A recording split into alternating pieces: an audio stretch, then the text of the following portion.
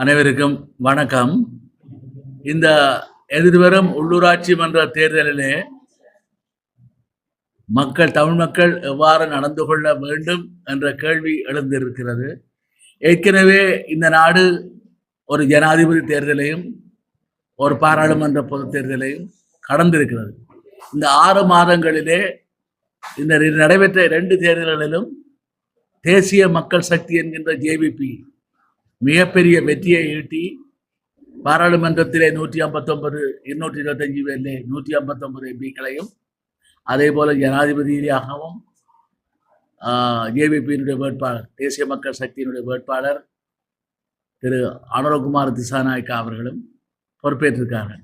இந்த சூழ்நிலையிலே வடக்கு கிழக்கிலே எங்களுடைய தமிழர் தாயகத்திலே உட்பட எங்களுடைய மக்கள் ஒரு தேர்தலை எதிர்கொண்டு நிற்கிறார்கள். இதே போல ஒரு வெற்றி வகையை இந்த உள்ளூராட்சி மன்ற தேர்தலிலும் ஈட்ட வேண்டும் என்ற அடிப்படையிலே தேசிய மக்கள் சக்தி முனைப்பு காட்டி நிற்கிறது. குறிப்பாக யாழ்ப்பாண மாநகர சபை, வெள்ளட்டுத்துறை நகர சபை போன்றவற்றை கைப்பற்றுவதூடாக தங்களுடைய பலத்தை வெளியுலகத்துக்கு காட்டுவது மாத்திரமல்ல, எதிர்வரும் காலங்களிலே ஏற்பட போகின்ற இனப்படுகொலைக்கான விசாரணைகளை தள்ளி போடுவதற்கும் ஈழத்தமிழ் மக்கள் தங்களுடன் தான் நிற்கின்றார்கள் என்ற மாய தோற்றத்தை காட்டுவதற்குமான எத்தனத்திலே அதிதீவிர முயற்சிகளிலே தேசிய மக்கள் சக்தி ஜனாதிபதி, பிரதமர், அமைச்சர்கள் என்று ஓடி மாறி மாறி வந்து பிரச்சாரங்களிலே ஈடுபட்டு வருகிறார்கள். ஆரம்பத்திலே ஜனாதிபதி பிரச்சாரங்களிலே ஈடுபட மாட்டார் என்று சொன்னவர்கள் இன்றைக்கு இல்லை, ஒரு தடவை அல்ல, 2வது தடவையாகவும் இந்த வாரம் வடக்குக்கு வரப்போகின்றார். ஆகவே இந்த சூழ்நிலையின் பின்னணியிலே தான் நாங்கள் ஒன்றை சொல்ல விரும்புகின்றோம். இந்த ஜேவிபியினர் இன்றைக்கு ஒரு புதிய ஒரு முகமூடியோடு என்பிபி என்று வந்தவர்கள் ஒரு வரலாற்றை பின்னோக்கி பார்க்க வேண்டும். இவர்கள் இலங்கை கம்யூனிஸ்ட் கட்சி சீன சார்பிலே அமரர் சண்முகதாசன் ஐயாவுடைய கணியிலிருந்து விலகி ரோகண விஜயவீரா அவர்களால் ஜேவிபி ஸ்தாபிக்கப்பட்டு இயங்கிய பொழுது கூட இந்த 71ஆம் ஆண்டு ஏப்ரல் 5ஆம் தேதி புரட்சியை ஆரம்பித்தவர்கள், வெள்ளவாயா போலீஸ் நிலையத்தை தாக்கியிலிருந்து ஆரம்பித்தவர்கள், அந்த நேரத்திலே 5 வகுப்புகளை அவர்கள் நடத்தியிருந்தார்கள். இந்திய விஸ்தரிப்பு வாதம் என்பது ஒரு வகுப்பு, இந்தியன் எக்ஸ்பான்ஷன். அப்ப இவ்வாறான ஒரு நிலைமையிலே இந்திய விஸ்தரிப்பு வாதம் என்று சொல்லி மலையக மக்களுக்கு எதிராக தேயிலை தோட்டங்களை எல்லாம் செயலிழக்க வைக்கக்கூடிய வகையிலே அவர்களுடைய நடவடிக்கைகள் அமைந்திருந்தன. அது 88 மீண்டும் 2வது அவருடைய புரட்சியின் பொழுதும் இந்திய இலங்கை ஒப்பந்தத்துக்கு எதிராகவும் அவர்கள் போராடிய பொழுதும் அது திட்ட தெளிவாகியது. இந்தியாவிலிருந்து பொருட்களை இறக்கியவர்களை, அரிசி பருப்பு மாவை இறக்கியவர்களை கூட சுட்டுக் கொன்றது ஜேவிபியினர். நான் பாராளுமன்ற உறுப்பினராக இருந்த பொழுது நான் அவர்களை பார்த்து கேள்வி எழுப்பியிருந்தேன். புத்த பெருமான் இந்தியாவிலிருந்து வந்தார், நீங்கள் தடை செய்ய தயாரா என்று. இப்பொழுது பார்த்தால் புத்த பிக்குகளை விழுந்து விழுந்து வணங்குகின்ற நிலைமையிலே இன்றைய கௌரவ ஜனாதிபதி அவர்கள் ஈடுபட்டிருப்பதை பார்க்கக்கூடியதாக இருக்கிறது. தலதா மாளிகைக்கு எதிராக தாக்குதலை நடத்தியவர்கள் இன்றைக்கு ஜேவிபியினர், இன்றைக்கு இவ்வாறு இருக்கிறார்கள். அவை இவர்கள் தமிழ் மக்களுக்கு எதிராக செய்த கொடுமைகளை நாங்கள் மறக்க தயாராக இல்லை.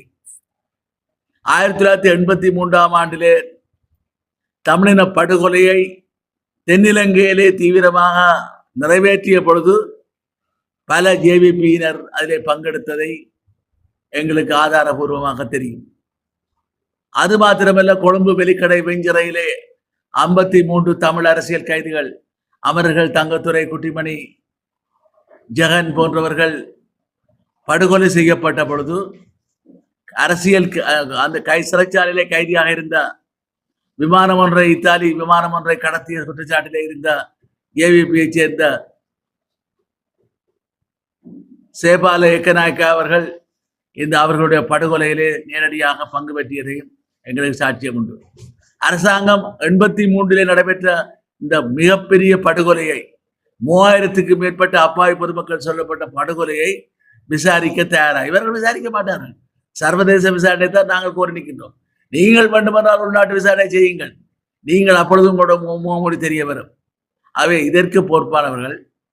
இந்திய இலங்கை ஒப்பந்தத்தின் பொழுது நீங்கள் ஆடிய முறையாட்டங்கள் எல்லாம் சேர்த்து அதன் பின்னரும் தமிழீழ விடுதலை புலிகள் இலங்கை அரசாங்கத்தோடு ஒரு சமாதான ஒப்பந்தத்தை செய்ததன் பின்னர் கூட உடனடியாக நீங்கள் ஒரு தேள் கொட்டியது போல வெகுண்டெழுந்து பாராளுமன்றத்துக்குள்ளே நீங்கள் எவ்வாறு செயற்பட்டீர்கள் என்பதை நாங்கள் உங்களுக்கு பக்கத்திலே இருந்து பார்த்தவர்கள். குறிப்பாக தமிழீழ விடுதலை புலிகள் பல சுற்று பேச்சுவார்த்தைகளின் பின்னர் ஒரு இடைக்கால தன்னாட்சி அதிகார சபை ISGA இன்டரிம் செல் கவர்னிங் அத்தாரிட்டி என்கின்ற ஒரு அமைப்பை முன்மொழிவை சமர்ப்பித்தவுடன் அக்டோபர் மாதம் 31ஆம் தேதி 2003ஆம் ஆண்டு அமரர் தமிழ்ச்செல்வன் அவர்கள் நோர்வே அமைச்சர் திரு எரிக் சொல்லேவுடன் கையெழுத்தவுடன் அடுத்த அந்த வாரமே ஜனாதிபதி மாளிகையிலே இவர்கள் எல்லாம் குழுமி நின்றதை எங்களுக்கு ஒரு சில பாராளுமன்ற உறுப்பினர்கள் மூலம் எனக்கு தகவல் கிட்டியது. அதிலே இந்திய தூதரமுடன் இருந்திருக்கின்றார். அந்த சொன்ன பாராளுமன்ற உறுப்பினர் ஏன் சொன்னார் என்றதும் எனக்கு தெரியும். திருப்பி தேர்தல் அவர்கள் பாராளுமன்றத்தை கலைக்க போறால் கலைச்சால் தான் வெல்ல முடியாது என்ற ஒரு பயத்திலும் அவர் சொல்லியிருக்கலாம். அது அல்ல பிரச்சனை. தகவலை நான் பெற்றவுடன் ஐக்கிய தேசிய கட்சியினுடைய பிரதமராக இருந்த கௌரவர் ரணில் விக்ரமசிங்க அவர்களுக்கும் எங்களுடைய பாராளுமன்ற குழுவினுடைய தலைவர் கௌரவ சம்பந்தனையாவுக்கு நான் இந்த தகவலை தெரிவித்தேன். என்ன செய்யலாம் என்று ஆலோசிக்கப்பட்ட பொழுது நான் சொன்னேன், ஒரு அவநம்பிக்கை பிரேரணை இம்பீச்மெண்ட் மோசன் ஒன்றை கௌரவ சந்திரிகா பண்டாரநாயக்கா ஜனாதிபதிக்கு எதிராக கொடுத்தால் பாராளுமன்றத்தை கலைக்கின்ற அதிகாரம் அவருக்கு இருக்காது. அந்த சமர்ப்பிக்கப்பட்ட பின்னர் அது எடுக்கப்பட்டு அது ஏற்றுக்கொள்ளப்பட்டு நிராகரிக்கப்படும் வரை கலைக்கின்ற அதிகாரத்தை தடுக்க முடியும் என்ற அடிப்படையிலே ஒரு அவநம்பிக்கை பிரேரணை இம்பீச்மெண்ட் மோசன் தயாரிக்கப்பட்டு பாராளுமன்ற உறுப்பினர்களிடம் கையெழுத்து பெறப்பட்டது. 225 பேர்ல 150 பேர், அதாவது 3/2 பெரும்பான்மை இருக்கக்கூடிய விதத்திலே நிறைவேறினால் அந்த ஜனாதிபதி நீக்கப்படுவார், பதவி நீக்கப்படுவார். 225 150 3/2. ஆனால் அதே போல கொடுப்பதற்கு சரி அரவாசி உறுப்பினர்கள் போதுமானது, 113 பேர் போதுமானது. அது எங்களிடம் இருந்த காரணத்தால் தான் ஆட்சியை நடத்தி கொண்டிருந்தார் ரணில் விக்ரமசிங்க.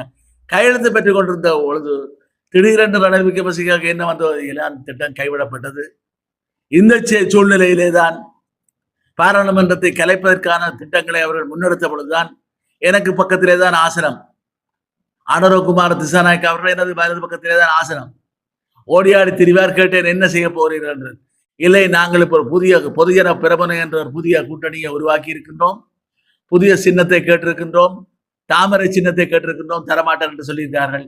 வெத்திலை சின்னத்தை தருவதாக சொல்லியிருக்கார்கள், நாங்கள் ஏற்றுக்கொண்டிருக்கோம். கூடிய விரைவிலே அது அமைக்கப்பட்டவுடன் நாடாளுமன்றத்தை கலைப்பதற்கான முயற்சிகள் இடம்பெறும் என்பதை சொல்லியிருந்தேன். அப்பொழுது அது நான் பாராளுமன்றத்திலே பேசும்பொழுது சொன்னேன், வெத்திலை என்றால் பச்சை, நீல வெத்திலை தமிழ்நாட்டுக்கு நச்சு என்று. அது நச்சாகத்தான் மாறியது. இதே போலத்தான் 2003ஆம் ஆண்டு பாராளுமன்ற அமர்வுகள் ஒத்திவைக்கப்பட்ட பொழுது 2004 ஜனவரியிலே 3 கூடும் என்று சபாநாயகர் அறிவிக்கின்ற பொழுது திரு அனுரகுமார் திசாநாயக்கா டைரியிலே எழுதினார் குறிப்பை. நான் பேசாமல் இருந்தேன். ஏன் சிவாஜி நீங்க எழுதவில்லை என்று கேட்டார். நான் சொன்னேன், நீங்கள் தான் பாராளுமன்றத்தை கலைக்க போறீர்கள், கலைத்தால் நாங்கள் போட்டியிடுவோம், வெற்றி பெறுபவர்கள் வருவார்கள், தோல்வி அடைந்தால் வெளியில் அனுப்போம், ஆனால் எங்களுடைய போராட்டம் உறுதியாக தொடரும் என்பதை தெரிவித்தேன். இல்லை இல்லை, இப்பொழுது கலைக்க மாட்டோம், நாங்கள் எல்லாம் காலம் குறித்திருக்கிறோம், குறித்து வைத்துக் கொள்ளுங்கள். 2004ஆம் ஆண்டு பிப்ரவரி மாதம் 7ஆம் தேதி பாராளுமன்றத்தை கலைப்போம். 2004ஆம் ஆண்டு ஏப்ரல் மாதம் 2ஆம் தேதி பொதுத் தேர்தல் நடத்தப்படும். 2004ஆம் ஆண்டு ஏப்ரல் 22ஆம் தேதி புதிய பாராளுமன்றம் கூடும். இதை நான் சொல்வதை நீங்கள் நம்புங்கள் என்று சொன்னார். அதை நான் சிங்கள பிபிசிக்கு வானொலியிலே என்னுடைய பேட்டியிலே திரு அனுரகுமார் திசாநாயக்கா தெரிவித்தார் என்று சொன்ன பொழுது என்னை பல நக்கலடித்தார்கள். இவர் என்ன சாத்திரியாரா, சிவாஜிலிங்கம் ஐயா அப்படி சொல்றாரு. ஆனால் 2004ஆம் ஆண்டு பிப்ரவரி மாதம் 7ஆம் தேதி பாராளுமன்றம் கலைக்கப்பட்டது. தேர்தலுக்கான தேதி ஏப்ரல் 2 என்று குறிக்கப்பட்டது. புதிய நாடாளுமன்றம் 22 கூடியது. அப்பொழுதுதான் நாங்கள் 22 பேர் தமிழ் தேசிய கூட்டமைப்பு சார்பிலே வெற்றி பெற்று சென்றோம். அவர்கள் 23 பேர் வந்தார்கள். அதிலே கூட புலிகளிலிருந்து கருணா போன்றவர்கள் பிரச்சனை கொடுத்த பொழுது திருவண்ணாமலை நடைபெற்ற கூட்டத்திலே நான் சொன்னேன், பிரச்சார கூட்டத்திலே, எங்களுடைய பிரச்சார கூட்டத்திலே சம்பந்தனையா தலைமையிலே, கிழக்கு மாகாணத்தைச் சேர்ந்த சம்பந்தனையா தலைமையிலே ஏப்ரல் மாதம் 22ஆம் தேதி நாங்கள் 22 பாராளுமன்ற உறுப்பினர்கள் வெற்றி பெற்று செல்வதை, சென்று பதவியேற்க போவதை இந்த உலகம் பார்க்கத்தான் போகின்றது என்று அதை யாழ்ப்பாணத்தில் குறிப்பிட்டிருந்தேன். அதைத்தான் தமிழக தேசிய தலைவர் அவர்கள் யாழ்ப்பாண அமைப்பாளர் திரு இளம்பரதி மூலம் கேட்டிருந்தார். சிவாஜிலிங்கம் எப்படி திட்டவட்டமாக சொன்னார். நான் சொன்னேன், ஒரு சீட்டை, ஒரு ஆசனத்தை ஏபிடிபி பெறும் என்ற அடிப்படையிலே தான் என்னுடைய கணக்கை நான் யாழ்ப்பாணத்தில் என்று போட்டு 22 என்பதை சொல்லியிருந்தேன் என்பதை சொல்லி அனுப்பியிருந்தேன். ஆகவே இவ்வாறு ஒரு நாசகாரமான விடயங்களை செய்வதிலே முன்னின்ற அனுரகுமார் திசாநாயக்கா ஜேவிபியினர். அது மாத்திரமல்ல, 2004ஆம் ஆண்டு சுனாமி அடித்த பொழுது, அப்பொழுது ஜனாதிபதி லண்டனிலே இருந்தார், பிரதமர் மஹிந்த ராஜபக்ச. உடனடியாக அதை கேள்விப்பட்டவுடன் அமரர் ஜோசப் பர்ராசிங்கம் ஐயாவும் நானும் அலரி மாளிகைக்கு, பிரதமருடைய வாசஸ்தலத்துக்கு விரைந்தோம். அங்கே பார்த்தால் விமல் வீரவன்ச போன்ற சில அமைச்சர்கள் அங்கே இருந்தார்கள். அப்பொழுது நாங்கள் சொன்னோம், உடனடியாக இதிலே இன மத பேதங்களை பார்க்க முடியாது, நிவாரணங்களை செய்ய வேண்டும் என்ற பொழுது கூட எங்களை இருத்திவிட்டு பாதுகாப்பு அமைச்சுக்கு சென்று வந்துவிட்டு பின்னர் கேள்விப்பட்டு அவர்கள் யாழ்ப்பாணம் வந்தார்கள், கல்வெட்டுத்துறைக்கு போனார்கள். அதே போல அப்பொழுதுதான் அங்கே எதிர்ப்புகள் நடத்தப்பட்டது மந்திய போன்ற இடங்களிலே. பின்னர் அந்த எதிர்ப்பை காட்டியவர்கள் எல்லாம் சுட்டு கொன்றதாக வரலாறு இருக்கிறது. இவ்வாறு இவர்களுடைய நடவடிக்கைகள். அதன் பின்னர் நான் ஜோசப் ஐயாவுடன் சேர்ந்து மட்டக்களப்பு போக எடுத்து விமான வசதி இல்லாத ஐயா திரும்பி போனார், நான் திருவண்ணாமலை சென்றேன். இது வரலாறு. அப்பொழுது அளிக்கப்பட்ட அழிவுகளிலே 3/2 பங்கு அழிவு வடக்கு கிழக்கு எங்களுடைய தமிழர் தாயத்திலே நடைபெற்றது. தமிழர்களும் முஸ்லீம்களும் கொல்லப்பட்டார். அதற்கு பல வெளிநாடுகள் வந்து, அமெரிக்காவுடைய முன்னாள் ஜனாதிபதி திரு பில் கிளிங்டன் அவர்கள் மிகச்சிறப்பாக விடுதலை புலிகள் ஆற்றியிருந்தார், பணிகளை ஆற்றினார்கள் என்று சொல்லி நோர்வேயும் சேர்ந்து இலங்கை அரசாங்கம் சேர்ந்து சுனாமிக்கு பின்னரான ஒரு கட்டுமானம், மீள் கட்டுமானம், பிடோம்ஸ், போஸ்ட் சுனாமி ஸ்ட்ரக்சரல் மேனேஜ்மெண்ட் என்ற ஒரு திட்டத்தை கொண்டு வந்து கரையோரத்தில் இருந்து 2 கிலோமீட்டர் தூரத்துக்கு தான் அந்த செயற்பாடுகள் இருக்கும். அந்த அழிவடைந்த மக்களுக்கான நிவாரணங்களையும் அந்த மீள் கட்டுமானங்களையும் பார்ப்பது என்ற ஒரு திட்டத்தை கொண்டு வந்த பொழுது அதற்கு எதிராக ஜேவிபியினர் மிக தீவிரமாக செயற்பட்டார். ஒன்றை சொல்ல விரும்புகிறோம், அப்பொழுது இந்திய வெளிவிவகார அமைச்சர் அமரர் நட்வர் சிங் ஐயா வந்திருந்தார். அவரை சந்திப்பதற்கு எங்களுக்கு அழைப்பு கொடுக்கப்பட்டிருந்தது. நாங்கள் 7 பாராளுமன்ற உறுப்பினர்கள் சம்பந்தன் ஐயா தலைமையிலே சென்றோம். திரு கஜேந்திரகுமார், நான், அமரர் ரவிராஜ் போன்றவர்கள் சென்றிருந்தோம். அங்கே சாதாரணமாக 15-20 நிமிஷத்திலே காலிமுகத்திடலுக்கு முன்னால் இருக்கக்கூடிய தாஜ் சமுத்திரா ஹோட்டலுக்கு செல்லக்கூடியவர்கள் 2 மணி நேரத்துக்கிட்ட எடுத்தது. அவ்வளவு ஆர்ப்பாட்டங்கள், வீதி முழுக்க கண்ணீர் போய் குண்டுகள் வீசப்பட்டன, துப்பாக்கி வேட்டுகள் தீர்க்கப்பட்டன. ஆர்ப்பாட்டங்களால் அந்த பிடோம்ஸ் என்ற இது முறியடிக்கப்பட்டது. நீதிமன்றத்தின் மூலமும் ஆர்ப்பாட்டங்களிலும் மூலமும் தோற்கடிக்கப்பட்டது. சுனாமிக்கு என்று வந்த பணத்திலே தன்னுடைய சொந்த அக்கௌண்ட்லே போட்டவர் தான் இந்த மஹிந்த ராஜபக்ச. பின்னர் பிரச்சனைகள் வந்த பின்னர் தான் அதிலிருந்து அவர் வெளியிலே வந்தார். அதற்கு ஆதரவாக நின்றவர்கள், அவரை காப்பாற்றுவதற்கு நின்றவர்கள் ஜேவிபியினர். எங்களுடைய மக்களுக்கு அழிவு இன்றைக்கும் அந்த அழிந்தவர்களுக்கு இன்னும் விடுவிப்புகள் அல்லது உரிய நிவாரணங்கள் கிடைக்கவில்லை. அது தமிழ் முஸ்லிம் மக்களாக இருக்கட்டும்.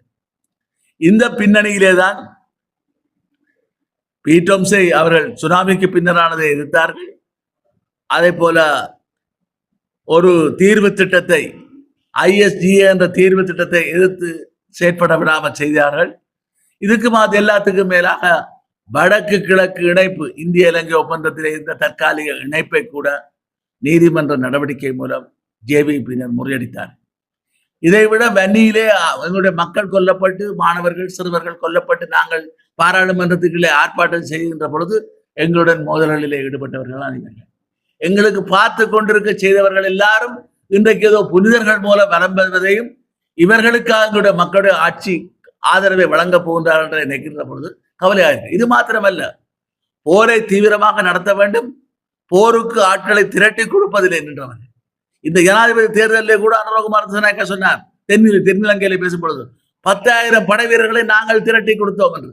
அப்படி திரட்டி கொடுத்தவர்கள் தான் மொழி வாய்க்காலிலே இந்த தமிழ் மக்களுடைய இனப்படுகொலை செய்தார்கள். எங்களுடைய தாய்மாரே சகோதரிகளையும் கற்பழித்து கொன்றது இதே ராணுவம். அந்த ராணுவத்துக்கு நீங்கள் மாலை சூட்ட போகிறீர்களா, ஆதரவளிக்க போகிறீர்களா என்று கேள்விதான் இருக்கிறது. இவ்வாறு ஒரு வரலாற்று தவறை இணைத்து உங்களுடைய கண்களை நீங்களே குத்துவது போல எதிர்காலத்திலே எங்களுக்கு எந்த விதமான எங்களை ஆளக்கூடிய ஒரு தீர்வு திட்டத்தை நோக்கி முறியடிக்கக்கூடிய விதத்திலே ஒற்றையாட்சியை திணிக்கின்ற ஒரு திட்டத்தை ஏவிபி கொண்டிருக்கிறது. ஆகவே இந்த ஒற்றையாட்சி திட்டத்தை தோற்கடிப்பதற்காகத்தான் நாங்கள் இப்பொழுது எங்களுடைய தமிழ் தேசிய கட்சி உட்பட 5 கட்சிகள் இணைந்து தமிழ் தேசிய பேரவையை நிறுவி இருக்கின்றோம். இது கூட போதுமானதா அல்ல, இன்னும் ஆதரவு பலப்பெற வேண்டும். எல்லா தமிழ் தேசிய கட்சிகளும் ஒன்றாக நின்று இப்பொழுது வடக்கு கிழக்கில் இருக்கக்கூடிய 19 பாராளுமன்ற உறுப்பினர்களே 8 பேர் ஜேவிபிஐ என்பிபிஐ தேசிய மக்கள் சக்தியை சேர்ந்தவர்கள், 8 பேர் இலங்கை தமிழரசு கட்சியை சேர்ந்தவர்கள், ஒருவர் அகில இலங்கை தமிழ் காங்கிரஸ், அடுத்தவர் ஜனநாயக தமிழ் தேசிய கூட்டணியை சேர்ந்த திரு செல்வம் அடைக்கலநாதன், இன்னொருவர் வைத்தியர் அர்ஜுனா.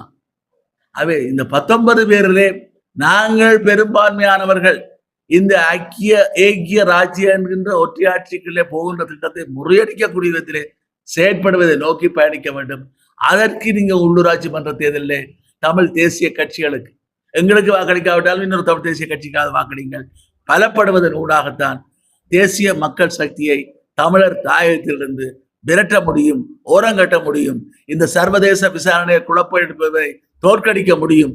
இதை நோக்கி மக்கள் பயணிக்க வேண்டும். மே 6ஆம் தேதி ஒரு நல்லொரு தீர்ப்பை வழங்க வேண்டும் என்று நாங்கள் உங்கள் எல்லோரையும் பார்த்து கேட்டுக்கொள்ள விரும்புகிறோம். நன்றி, வணக்கம்.